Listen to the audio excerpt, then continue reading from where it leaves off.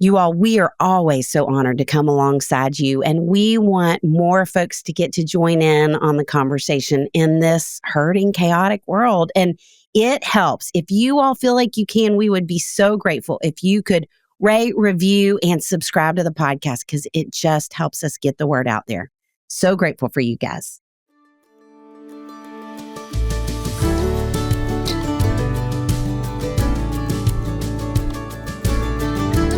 Hey friends, welcome to the Raising Boys and Girls podcast. I'm Sissy Goff. And I'm David Thomas. And I'm Melissa Trevathan. And we're so glad you've joined us for this conversation. Let's dive in.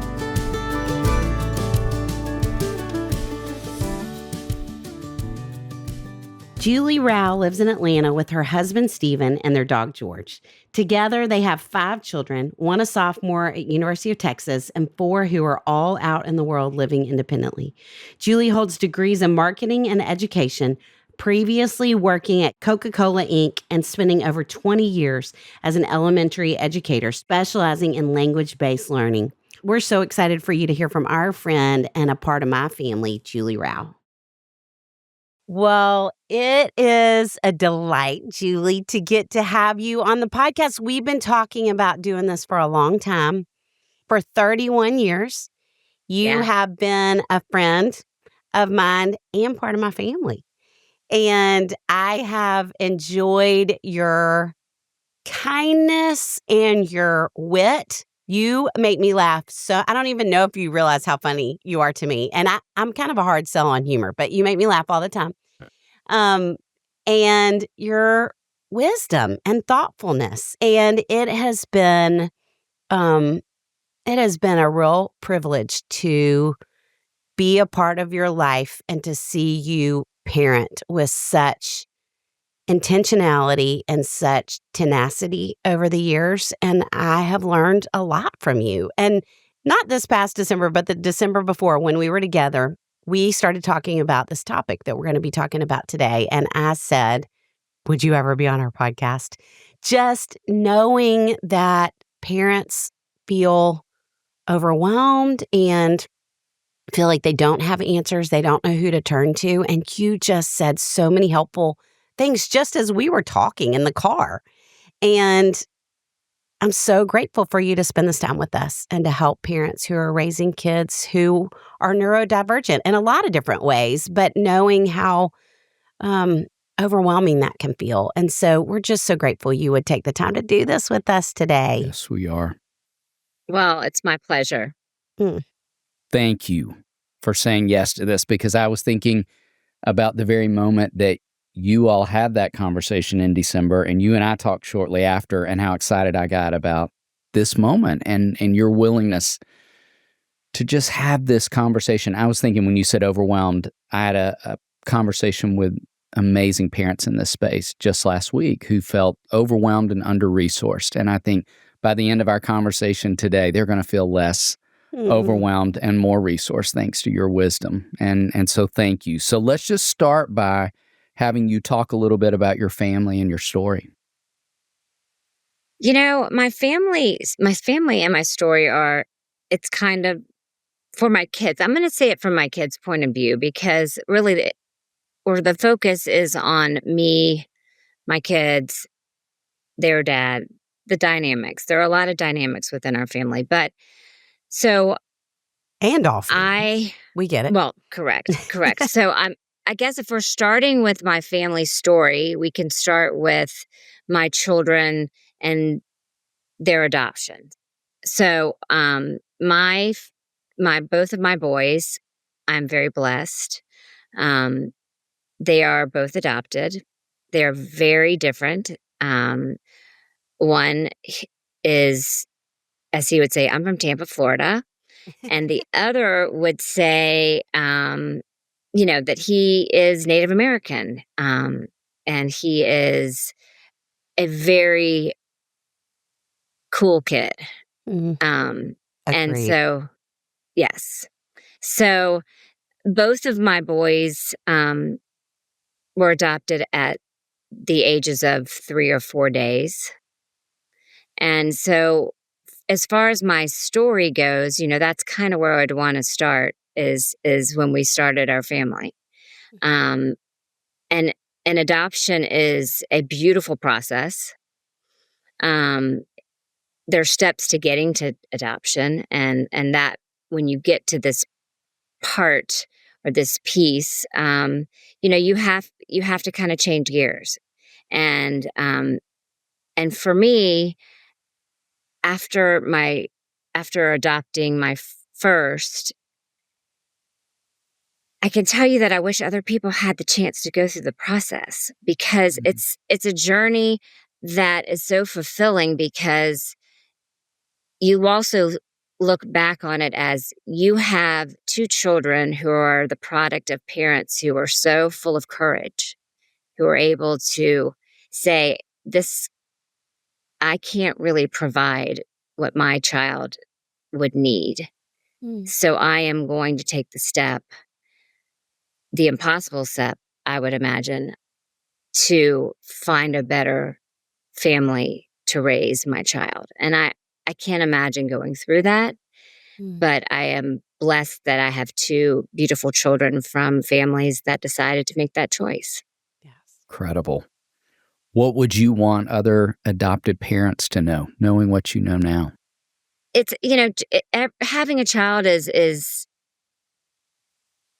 you don't know what you're going to get. You don't know. I mean, your child could be from you, from your own DNA, and then yet you have some challenges with your child, or you have a child who just soars on their own, and then you're like, well, how come I'm not really following their journey either? I mean, you Mhm. don't know what you're going to get. So you almost have to look at it like that way. I mean, these babies were placed in my arms, and the moment they were placed in my arms, there was no turning back.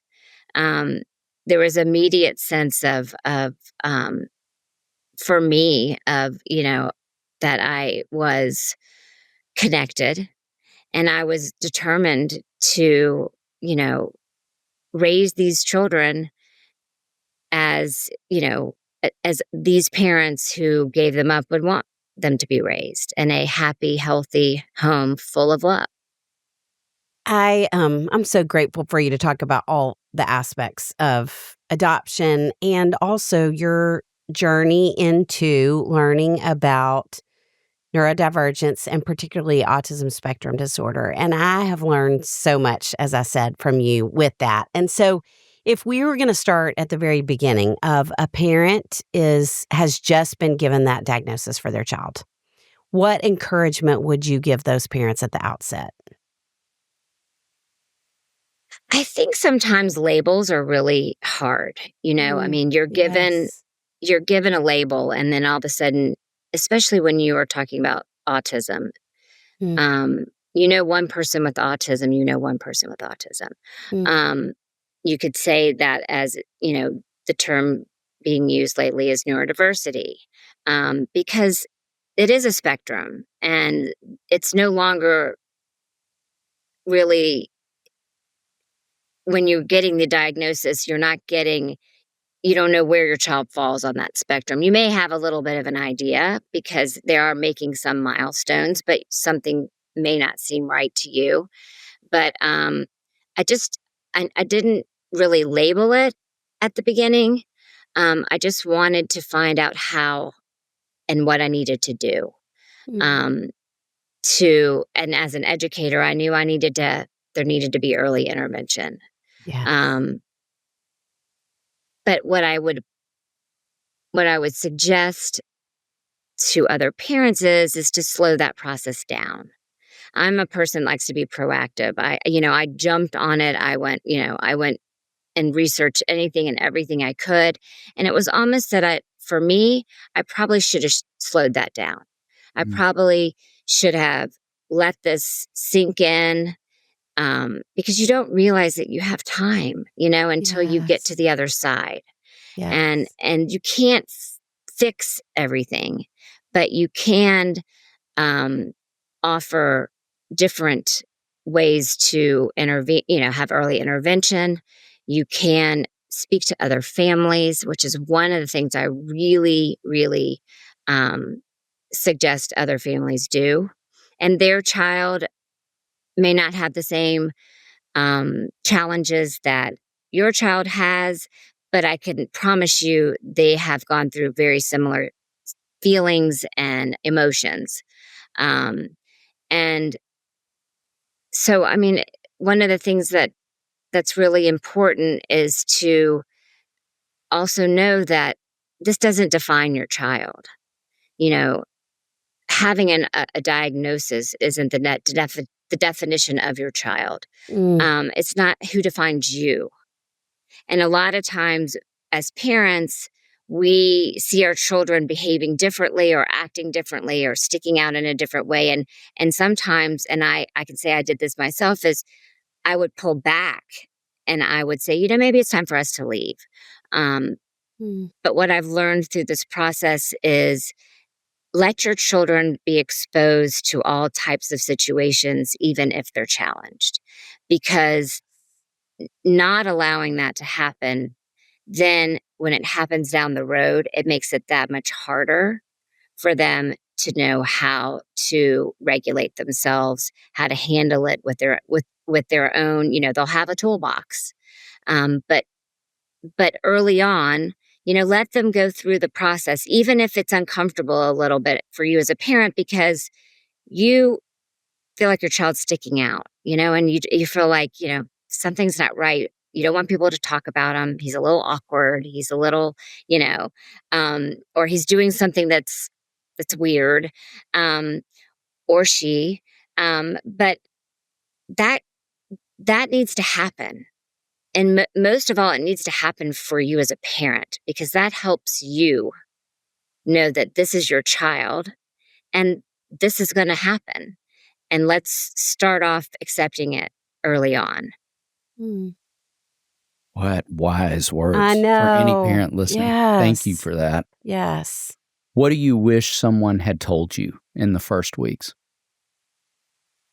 Not to just throw myself into trying to figure it out. Mm. You can't figure it out. And you can be educated. You can reach out to other families, like I said, which I think is really important.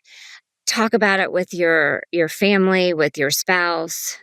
If you want to go and research, I didn't have the research. When my kids were young, I didn't have as much information on, you can find out there, through books, through videos, through other people's stories. Not all of them are going to be great. They might scare you. But it does, like I said, not every child exhibits the same behaviors, but it's good to see what's out there, and then that helps you understand the spectrum of autism. Yeah. So whatever you feel is the best way to gain knowledge, talk to your pediatrician, get information. And sometimes you might need to find a pediatrician that has worked with children on the spectrum. A lot of times there's people even therapists that you go to, and you've asked the questions, have you worked with people on the spectrum? But you really want to do an interview with a pediatrician and a therapist and whether it's OT or PT. You want to have the recommendation from someone, and then you really want to sit down and talk to them first, because sometimes they've worked with kids like yours, but yet they don't really understand some of the parts and pieces that go with your child. Mm. And so that's some of the advice I would give to people that are getting started on their Yes, those are journey. great thoughts. Well, so knowing that kids who are on the spectrum can lag behind some socially in terms of their social development, what support or what would you say that parents can do to help shore up some of that social development for kids on the spectrum? So I'm going to throw something out there, because I didn't learn this until my child was in his late teens and early 20s. And had I known this prior, I may have done things a little differently. I can't say that for sure, but I learned that the social piece and the executive function piece of the diagnosis is really at the top of a funnel, if you want to think of it. The bottom of the funnel is more of the emotional piece, what your child is feeling on the inside, and are they aware of how they're feeling on the inside. Now, when your kids are very young, they can't really express that to you. What they're usually their behaviors or their lack of development or something that's happening, it's happening inside. It's not the outside. That we know we can see it, but to we need to address that this is really happening to them on the inside of their bodies and what they're feeling. Some kids may not be able to know that they're having challenges, or parents don't see that they're having challenges until they get a little bit older. Usually that's elementary age is when you get teachers that say something doesn't seem right, or we've seen your child do this, or that's really when you'll get the feedback from the schools. Now, sometimes it might be in preschools. Like, for instance, if your child isn't socially really behaving like the other children, then your child might stick out to that teacher, and you're your child's voice and advocate. So, and you're on this journey, and you may not even know that at this point in their preschool years that maybe they're falling somewhere on the spectrum. But if you hear that your child is socially lagging, or their vocabulary is lagging, or their developmental milestones are lagging, those are buzzwords. Those are things that you do want to look into. I wouldn't tell a person, say, oh my gosh, my child's on the spectrum, because a lot of other language-based challenges mimic autism as well. So you kind of have to go through the weeds. But they also can all come together and include being on the spectrum. So it's really working with your child where they're at, and not trying to force social skills onto a child when they really don't, when you don't know what's going on within them and they don't understand. You want to really try and treat the behavior, and know that it's a behavior that's a reaction to some sort of environment that they're in, or something that they're facing. It's a reaction. It's not their autism. It's whatever's in front of them that's the challenge. Mm. You mentioned early intervention a few minutes ago, and I wanted to circle back to that. So for a parent of a young child, say a preschool age child, who has a hunch that there is the possibility of everything you're describing, but maybe feels afraid of the diagnosis, would you speak some to that parent and talk about the importance of early intervention? 100%. The earlier that you can find out, it's like I said, I don't like to label it, but you will get information that will help you take the next steps. A lot of kids who are young and they're getting the diagnosis, or you have a hunch, may have some, like I was saying, some developmental milestones that are missing. They're not speaking when other people are speaking, or they're not walking, or their fine motor is not, up to par. Like they're not able to hold a pencil or a marker correctly, or they can't really, pull their shirt down. Or they're having a hard time with manipulating things with their fingers. That could be one thing. But then you may have a child who is like the Lego champion of the world at the age of 2 because that is a strength of theirs. So, but if they're focused a lot on one toy or one, subject, or they're focused on wanting to do a repetitive type of play, then, those are also signs that you might just want to keep in your mind that that could be another, hunch that, you might want to keep your eye on that. Mhm. A lot of times they get fixated on one or more thing, a couple of things. Mhm. So parents of, elementary age kids, what would you say to those parents? What do they need to know, be aware of? What encouragement? Anything? Sure. I mean, I'm assuming you're meaning if this is if they have the diagnosis. Yes. Okay. If they have the diagnosis, then you are your child's voice. And you are, and you're really in charge of making sure their needs are being met, because a school who's aware of a child that's on the spectrum, whether depending on if you're in a public school or a private school, or you may even be in a school that is for children that are neurodiverse or who are on the spectrum. But let's just say you're in a public school or a private school, and your child is going to school and they can function in a classroom setting, but they're going to be challenged. Um, you need to get with your pediatrician. You need to get with maybe a therapist or a play therapist and get all the information that you can to share with the school um, prior to your child starting. And if you can, because that way they are equipped with information that they wouldn't necessarily have when your child starts school.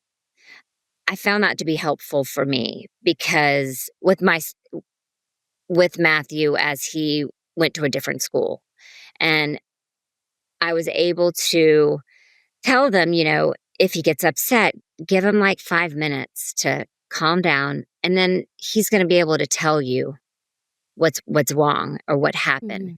But if you talk to him right away, he is so emotionally overwhelmed internally that he's not hearing you.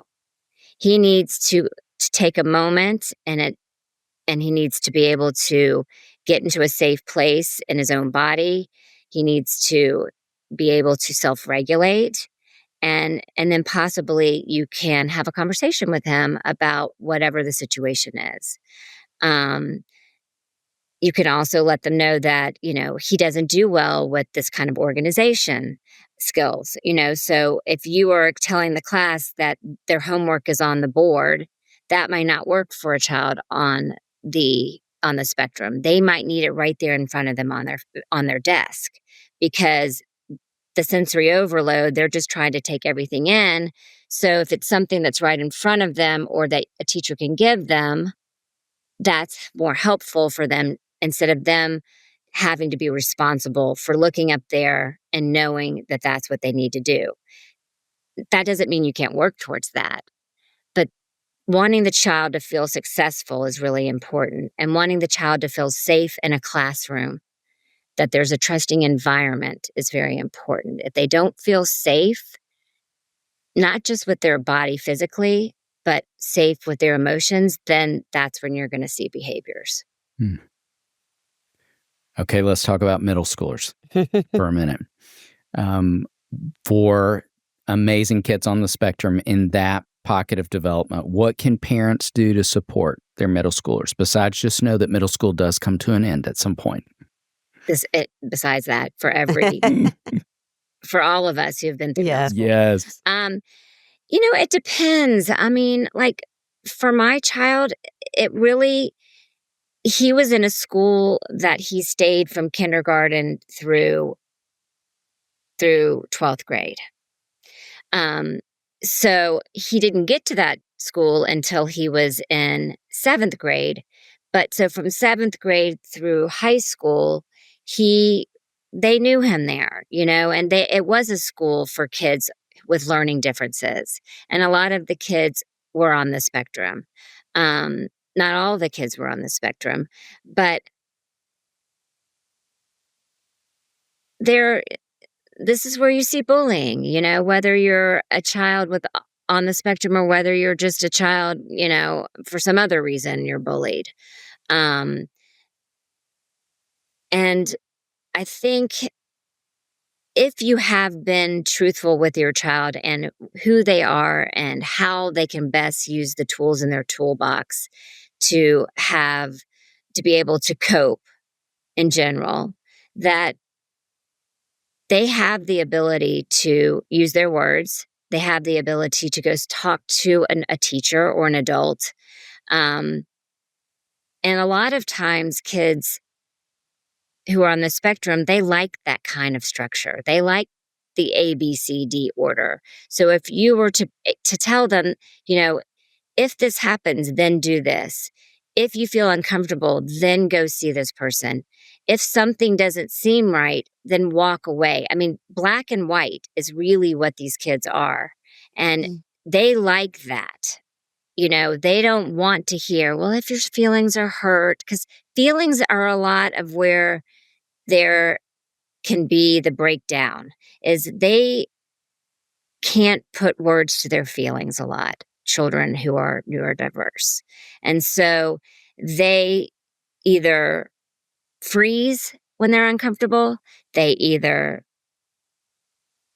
run from the situation, like they flight, it's that freeze, they flight, they fly, or they move out of the situation, or they become more verbal and things are said that probably are they can get in trouble with the things that they say because they're very black and white. So they might say to somebody, well, your shirt is ugly, I mean, I hate that shirt. Or why is your hair different than it was yesterday? Or, I mean, they're very blunt. And so this may start an altercation or a misunderstanding with another student.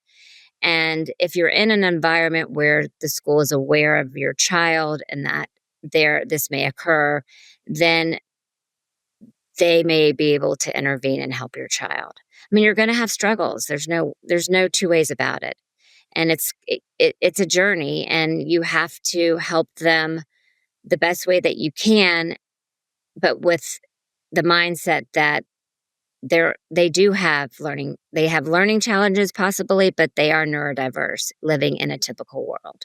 Mm.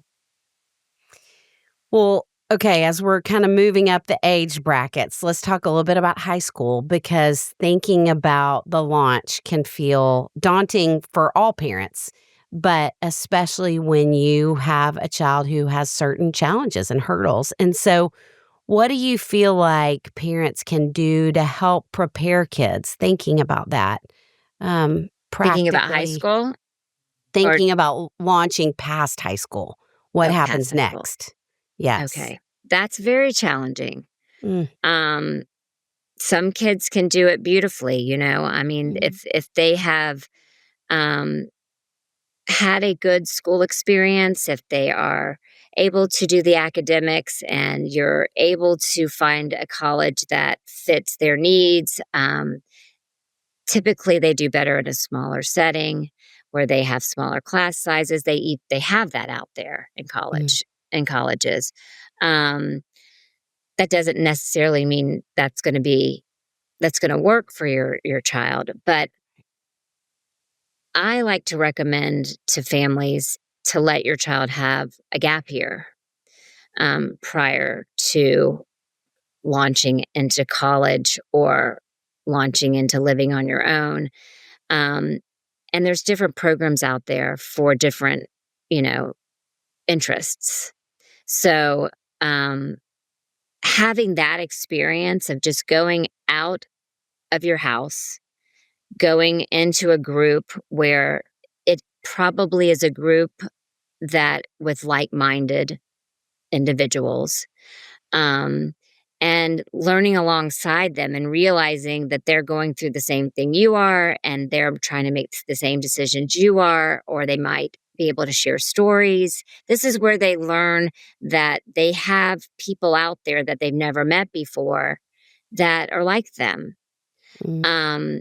And sometimes if your child isn't that aware that they're different or because of their neurodiversity, they they can see it for themselves because they are with a group and they're on their own and they're with a group of adults who are trained and who can help them navigate a gap year, whether that's going out of the country, whether that's going to a different city, whether that's doing it, in your hometown and having them live at home but do a program in your city. I really think it's important to let them have that experience before they go into a college setting. That's not necessarily always the right thing to do, but I think that opportunity is a great opportunity. Mm. Yes. It's wise considering in the process. Right. I mean, like for some children, I have a friend whose child went to college, straight to college. He is extremely bright. Mm. He is in the engineering program, but he went to school and he he became in charge of himself. And so that he's left the structure that was safe in high school, where he got on the bus every day, he went to class, he knew where he was going, he knew the people that were there. He might have some challenges in high school, but his day was the same. He came home and it started over again. So when you go to college or you do something like a gap year, you don't know what to expect, and your parents aren't there, and you're now in a whole different setting environmentally. And so that setting is really important, that they can find trust in that setting. Because really, when you feel safe and you have a trusting environment, meaning you have trust and support, and you're kind of familiar with who you are, then you have the building blocks to take the next steps, whether that is going to college or getting a job. Mm. Will you offer hope for any parent listening who feels like they're just weary and in the trenches? Absolutely. I mean, I can't tell you that you won't be weary or in the trenches. I mean, I'm a parent of a 22-year-old young man, and I am in the trenches sometimes. Mm. And we are in that stage where he's launching, and this has been very challenging for him because he was one of the children who had that environment where it's very predictable. And he knew what was coming next. And those are things that are very important to him. Um, but when there was a blip, or when he didn't understand something, or when he was frustrated with something, being able to de-escalate a conversation was what I needed to do with my child. He was not he didn't have outwardly types of behaviors. His was more verbal. And he was a child that liked to withdraw. And a lot of parents feel that my child is withdrawn. They're staying in their room. They're on their computer. They're not doing what they should be doing. Why aren't they doing their chores? They're not socializing. And then when I go in there and I say it's time for dinner, or I tell them that, I think you need it's time for you to go do your laundry, and they're not there yet in their brain and they're on their computer, that isn't necessarily a bad thing. You just have to know how to work with your child in that sense, because technology is not terrible. Sometimes that's where their social life is. They are connecting with other people a lot of the time on technology, and they also like to learn. a lot. So they're learning a lot through technology, and they don't have to talk a lot. They can do it themselves, and they can follow their interests. We call them special interests. And when I'm talking to my son at this day and age, I ask him, well, what are his special interests right now? And what has he been trying to learn? So it's not, Great technology is question. not a bad thing. Mm. Um, but, it also isn't something where you want your child to be in their room 24/7. But that happens a lot as they get older. So giving them choices is what I found to be very helpful. Like if Matthew was on the computer and dinner was in 30 minutes, I would come upstairs and I would give him two choices, but they were my choices. And I would say, "I- if you feel like coming down and you want to help us with dinner tonight, we're getting ready for dinner, or we're going to have dinner in 20 minutes. And I just want to give you a heads up that in 20 minutes we're having dinner, or you're welcome to come right down right now and you can help us with dinner." And that allows them to have the choice, because a lot of times children, young adults on the spectrum, they've been told so many times to do it this way, or don't do it that way, or you should be doing this, or how come you're not going and out with those friends? I mean, they want to go to the mall. Why do you not want to go to the mall with them? Or how come you're not making your bed? Or why are you wearing those shoes 5,000 times and you won't let me get you new shoes? There's Mm. usually reasons for things like that. And and they want some control in their life, and they don't have a lot of that control. Yes. And you said that so well. It's such a great thing to remember, giving them choices to give them some semblance of control, but within your choices. So Right. And thinking I'm about what still that learning looks that. like. Yes. Yeah. I'm still doing that with a 20-year-old young man, because he is living on his own. Right. But he's learning how to do that. And sometimes I have to say, we'd like to see you. Would you like to see us on Tuesday? Would you like to see us on Thursday? Um, and what part of the day, this is what's good for me. So what part of the day, what within that time frame works for you? Just let me know by tomorrow. And Yes. that gives them the time to feel like, I can do this. I'm making the choice for myself, but I'm going to go see my parents. But I've made that choice. It's so good, Julie. They probably are at the stage when they get older that either taking that next step can be very scary. And so they kind of freeze, Mm. and they start acting out in ways that you probably have not seen before, because they're going to be leaving their safe and the environment that they've known for so long. And I didn't I didn't get this information before. So I I have learned that when my child says to me, I need some time, I need to recharge my battery, I'm not ready to do that yet. That doesn't necessarily mean that they're telling you that they're not going to do it, or they're being defiant. They're telling you that I'm not ready. I need to process. I need to take the time to get myself regulated. Mm. And it might be a week later that you can have the conversation, because if you feel that your child is at that place where their anxiety is really high, that's not when you want to have a conversation with them. You want to have that loving voice, and you want to say, well, I hear you. If you want to talk about it, let's talk about it. But if you need some time, let's pick it up in a few days. I'll give you a call, or if they're living in your house, we'll talk about it in a few days.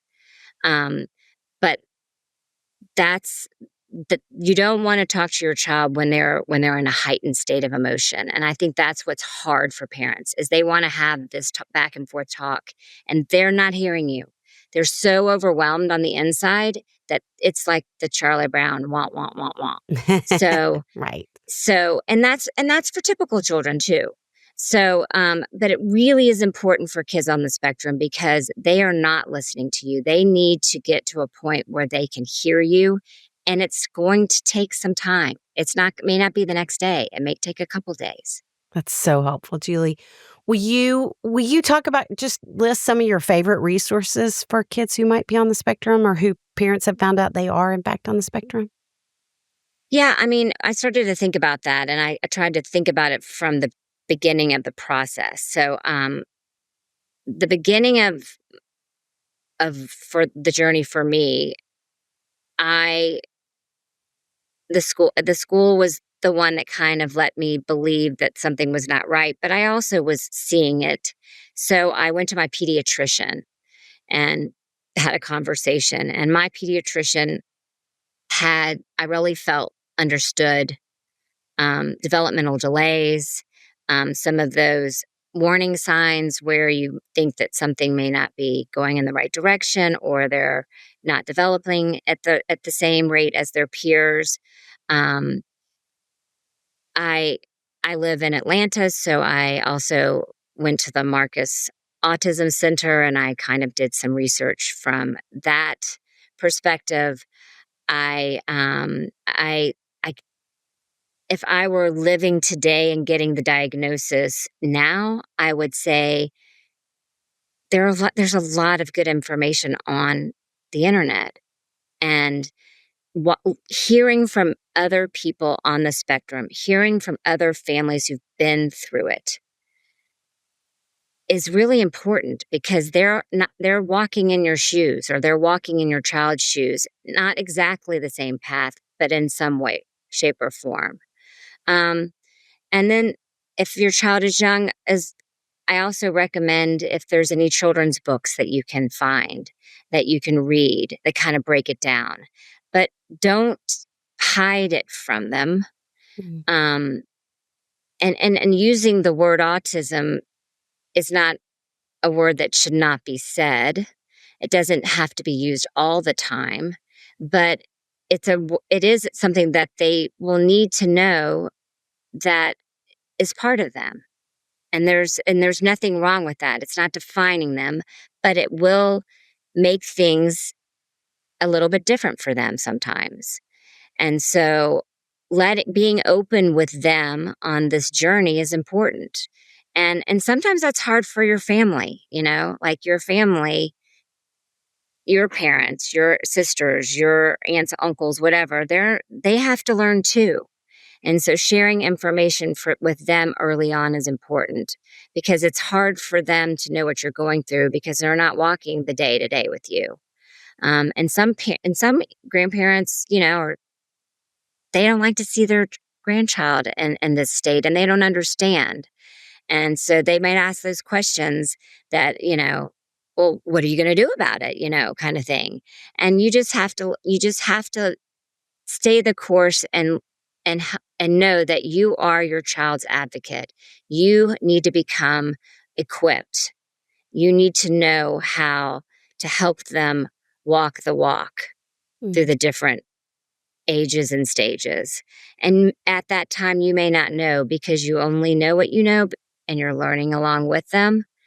But if you have the right support in place, then use those supports and that they will help be a guide.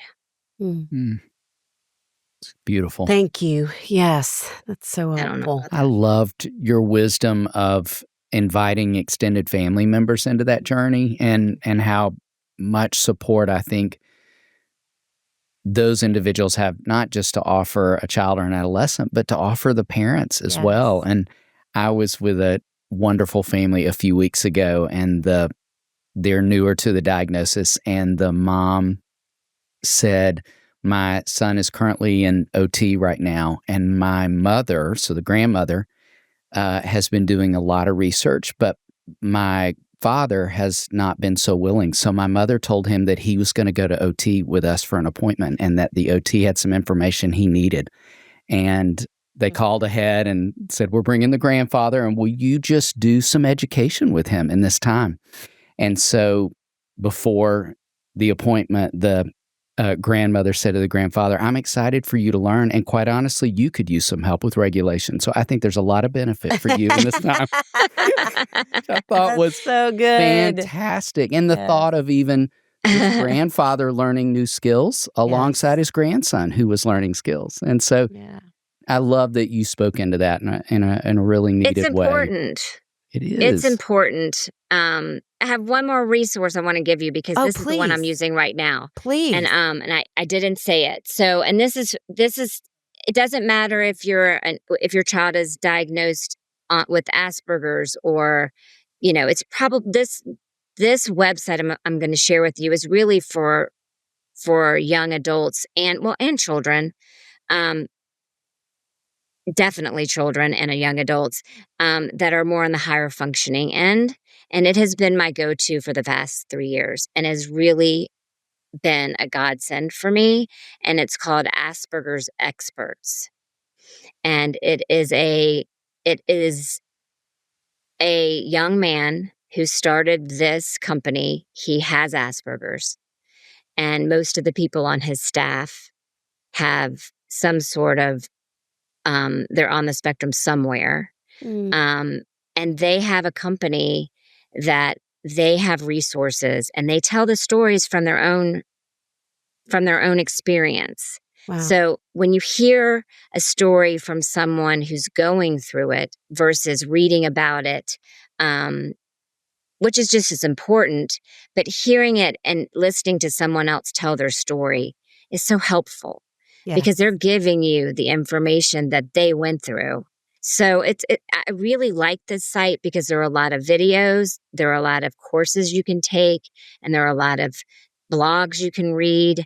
And it is for mostly like elementary through young adult, that those ages that they kind of gear their website to. Yeah. Such a great reminder for everybody listening. Julie, thank you. Oh, I'm interrupting. We have one last important question. Well, we finish out interviews by moving from the substantive to the silly. So we've got a fun food-related question as our last one. It's a 2-part question. Part 1 is queso or guac, and part 2 is what's your favorite taco? Queso. And my favorite taco is I really like an ahi tuna taco. Oh. Does that make sense? Yes. Sounds really good. Julie is just so helpful. Such rich information, such practical information, and a lot of hope for a lot of parents. And so we couldn't be any more grateful. Yes. Well, I appreciate y'all. I appreciate you wanting to do something. I think that we're in a different place when it comes to the diagnosis of autism. I see so much more acceptance, so much. I mean, the kids now are actually more aware because you see it more often and it's acknowledged. And I'm grateful for that. My kids didn't have that as much. So keep moving forward. It's a beautiful journey when you see your child reach certain milestones and they're able to overcome some of the challenges that you never thought they would be able to overcome. Yes, absolutely. Thank you.